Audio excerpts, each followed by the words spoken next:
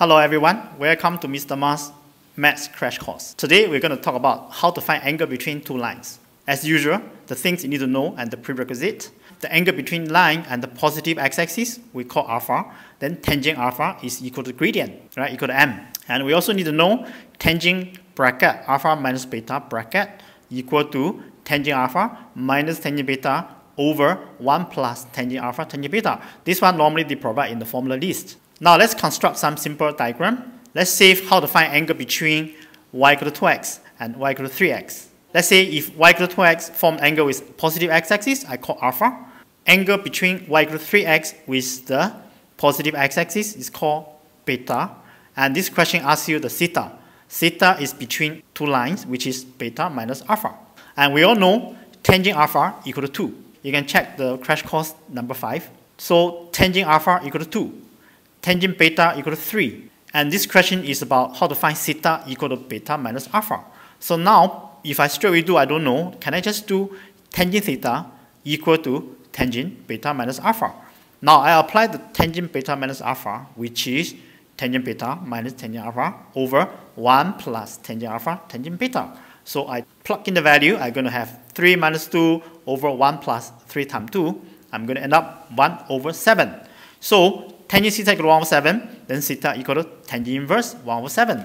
Yes, I got the answer. That's the angle between two lines. Now, then some of you may say, Mr. Ma, what happened if you like general sense? Just now you give us the special case, right? What happened, let's say, how to find angle between y equal to 2x plus 3 and y equal to 3x plus 7? Wow, that's interesting, right? Fret not. Even in this situation, don't worry. Imagine you can shift y equal to 2x plus 3, you shift to y equal to 2x. Y equal to 3x plus 7, you can shift back to y equal to 3x.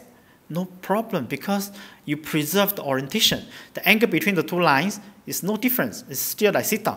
Okay, we can apply the same idea again. Today I give you some bonus. I will just approach this question from different angle, from different perspective. Let's use the vector concept to do it.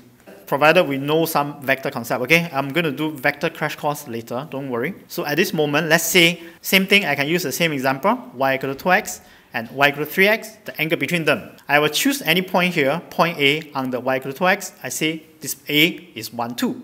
I can choose point B on y equal to 3x, I say it's 1, 3. OA in the vector form is 1, 2. OB in the vector form is 1, 3.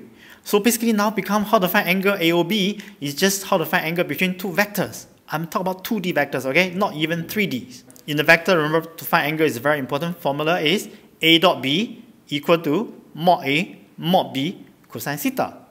I can use 1, 2 dot 1, 3 equal to mod 1, 2 mod 1, 3 and cosine theta.